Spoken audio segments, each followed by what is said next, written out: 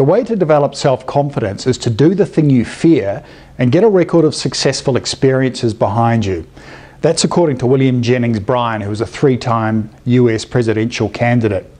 Today we're talking about how to develop unshakable self-confidence, and we're going to briefly look at 3 sections. Firstly, why both you and your employer should be interested in improved self-confidence.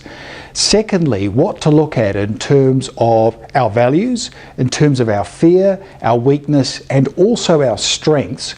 And then thirdly, we'll look at the workshop that locks all of this into place.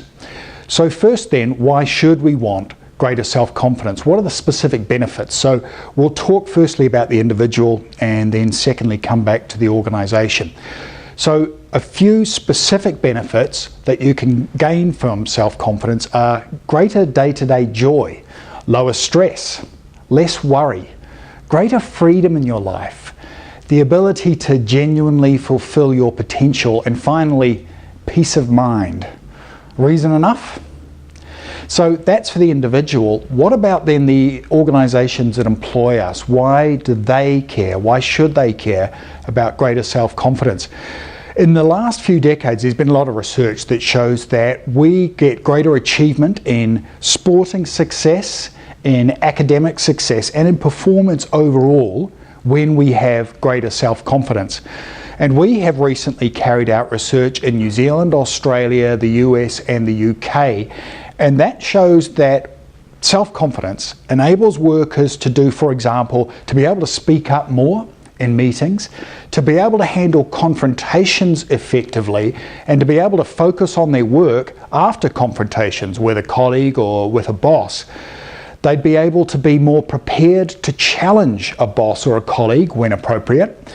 They would offer more ideas regularly at work rather than just keeping them to themselves. And overall, they have the ability to be more productive and more effective.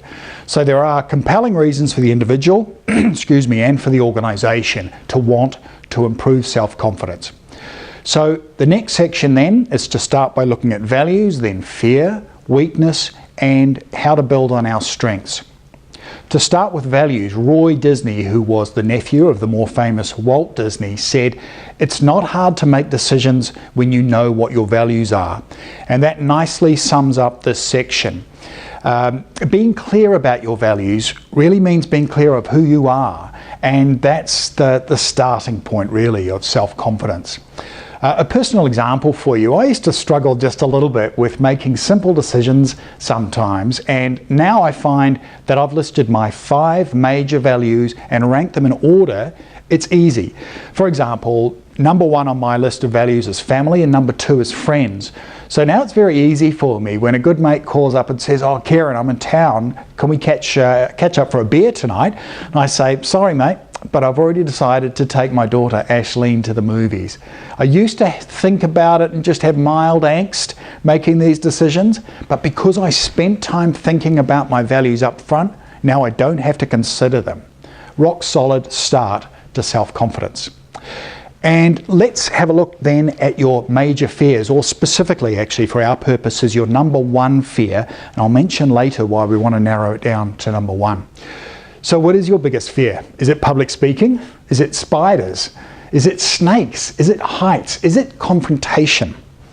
Regardless of what it is, systematic desensitization is the way to handle this. So for example, if your dominant fear is heights, then if you spend 10 minutes every day just leaning a little outside a first floor window, and you do that every day till it gets to the point where it's no longer overpoweringly awful, then the next day you can move to a 2nd story window and so on. Systematic desensitization slowly reduces, it slowly kills off your major fear, which makes you feel more confident overall. So next, let's look at your number 1 weakness. Now I should point out that we all have more weaknesses, than we do strengths, but there might be one major weakness, there often is at work, that is weakening overall. It slows you down, that hampers you and makes your job difficult. So whatever that weakness is, it might be giving group presentations or dealing with a difficult client or writing reports or time management. Whatever that weakness is, the idea is to write down a plan to chip away and to increase that skill level overall to stop that one weakness from affecting you overall. Write it down, plan out what to do over 1 year. Next then, what are your biggest strengths? What are your 2 biggest strengths? And you might ask, well, why are we looking at strengths when we're talking about self-confidence? We've already looked at a fear and a weakness. And of course, when you're working on those over a year, you're outside your comfort zone most of the time. That's tiring and it's exhausting. It's positive, but it's tough. And therefore, working on our strengths, which gives us greater day-to-day joy, is a good way to balance that challenge. So, to balance the stress of dealing with our weaknesses, we want SMART goals to work on our 2 greatest strengths. You may well know that the SMART acronym stands for specific, measurable, attainable, relevant, and time-bound. It's just good rules for setting goals. Once those plans are set to work on, you've got your values in place to work on your weakness, your fear, and your strengths over 2 years, how about some tools to stay positive during the self-discipline that is required? And that's one of the tools. I cheekily refer to these 14 tools as the slow-release opium diet. Why? Because if you use these tools every day, your brain will be releasing opiates and you'll get a natural high, if you like. So point number 1 of the 14 points is exercise. Now I know you know this, it's very obvious, but we feel better about ourselves when we exercise. We produce endorphins, so we feel good. And also, looking good gets us approval from others. As human beings, we have a tremendous bias towards the beautiful. And that means, for example, that it's not something we develop when we're older. When an infant is lying in a cot, if 2 people look over the cot and face that infant, we know this because research was done at Harvard, the infant looks at the most attractive face most of the time. We have an inbuilt bias towards beauty, so it makes sense to be as beautiful as we can. Second, eat well. Again, you know this, but it's hard to feel positive, to feel full of energy when you're eating the wrong food. So eat down the food chain, and you'll look better and you'll feel better as well, of course. Third, another obvious point for the time being is get adequate rest. We all know it's very difficult to feel good about yourself, to cope with life, to feel positive when you're tired. So make sure that you don't have too much caffeine, get 10 minutes of sunlight a day, plenty of exercise, and watch the blue light that's emitted by your TV and your smartphone and your computer. That reduces the amount of melatonin that we produce, and melatonin is what sets us off to sleep. And the final point, I already mentioned exercise, but if you really struggle with sleep, if you get enough exercise, you will sleep well. Number 4, and this one might be new to you, play Happy Faces. Happy Faces is a cognitive bias modification app. You can download it online, and it's a very, very simple game. All you do is look at a screen, whether it's on your phone or your computer, and there are a series of faces. You look for the happiest face and you click on that. It sounds silly playing such a simple game, but over just 6 weeks it's been proven that this rewires the brain to be more positive, to ignore the negative, to focus on the positive, which makes you feel good. And I'd encourage you not just to use this tool, but to encourage anyone else you know who maybe struggles with positivity to use it as well. It really is a breakthrough new tool. It's fantastic. Point 5, not new, not breakthrough, but hugely powerful, is meditate regularly. If you Google meditation, you'll see that something like 170 million items come up. We know for sure that meditation reduces anxiety and stress and illness. It increases focus. It increases happiness. Isn't that worth doing? Now, I've had a lot of people when I coach them say that they can't meditate, they can't train their brains. I'm sorry, but that's nonsense. People with severe ADHD can meditate, so can anyone. I found it hard to learn, but it was a skill worth attaining. There's 3 main techniques. Use whichever one works for you. Just focus on your breathing, do the sound, the chanting thing, or simply try to empty your mind. I'm not a meditation expert, I won't say any more. Just use Google to find out more. Point 6, exercise self-discipline. And arguably, this should be point 14 because it's really the glue that locks everything together.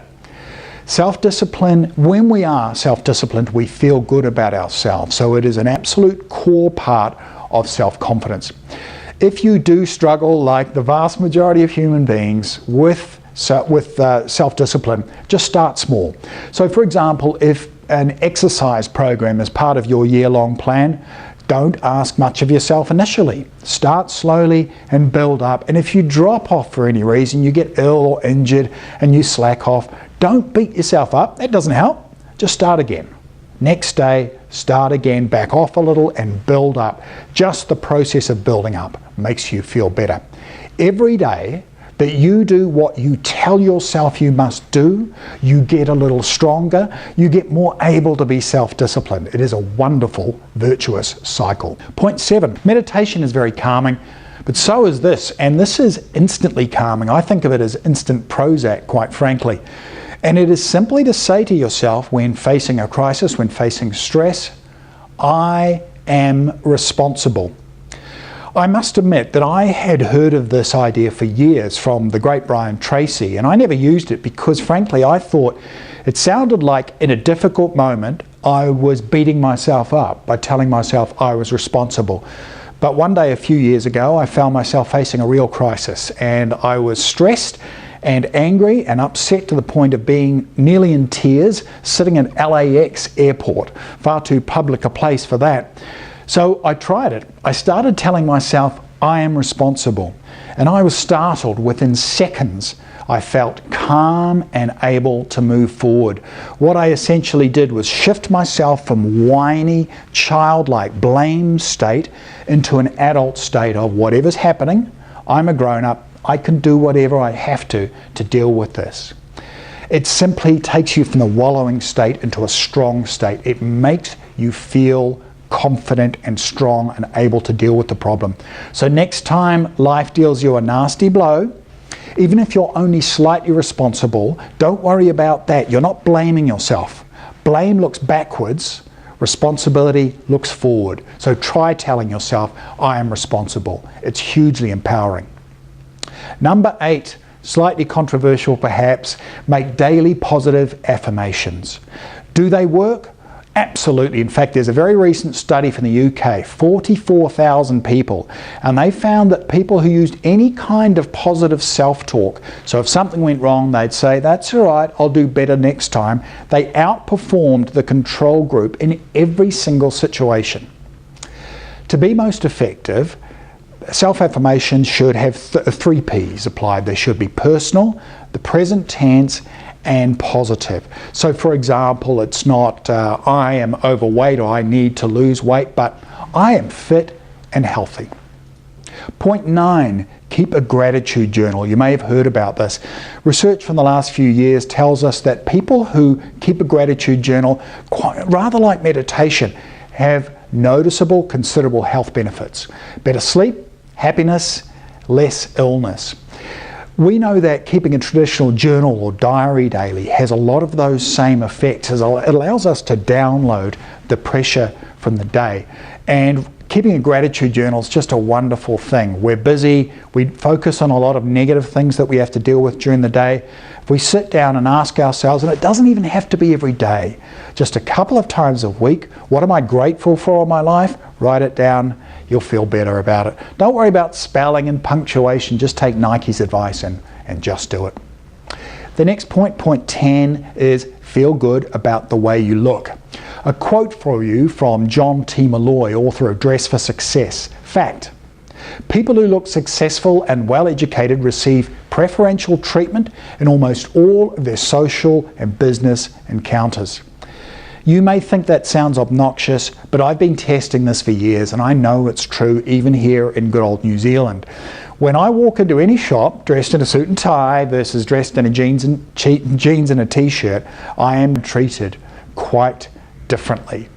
We are judged to some degree by the way we look, so just looking in the mirror and feeling good about how you look before you go out to work for the day is just an easy win. It's an easy way to boost your self-esteem and to boost the way other people will treat you.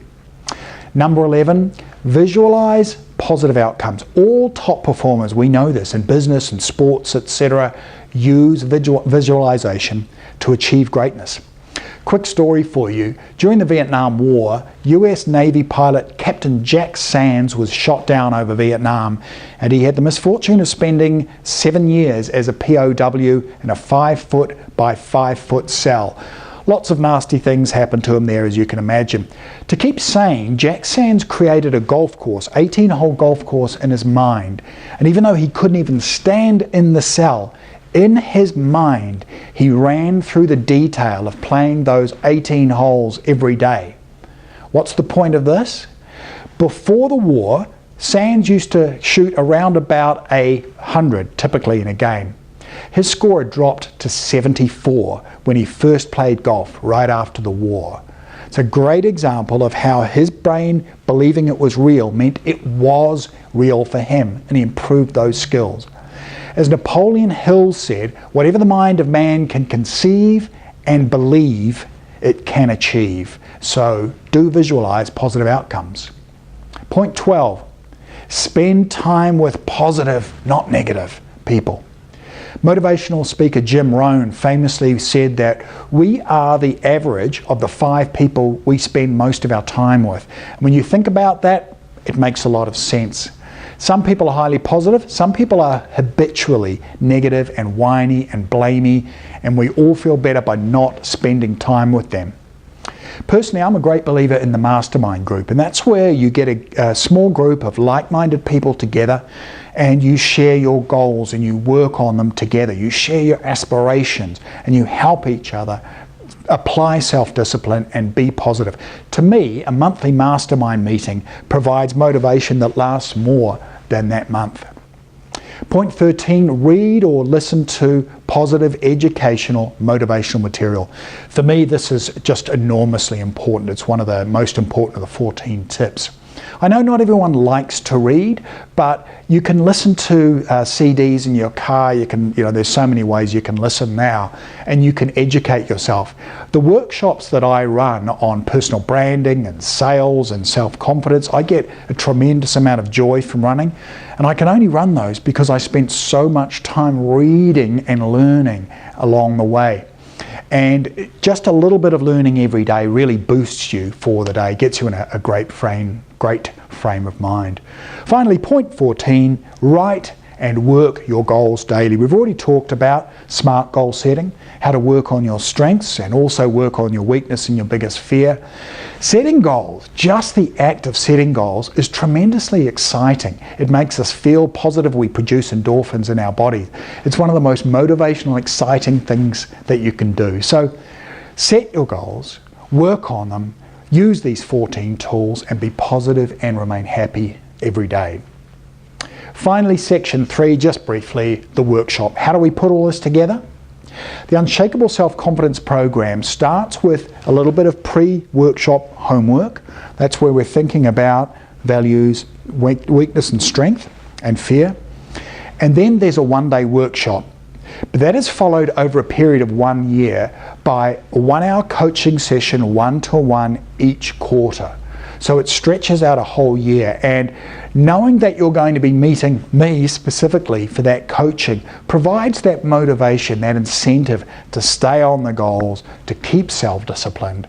And this structure ensures that, to paraphrase the words that I used earlier of William Jennings Bryan, that we do the things we fear and get a record of successful experiences behind us.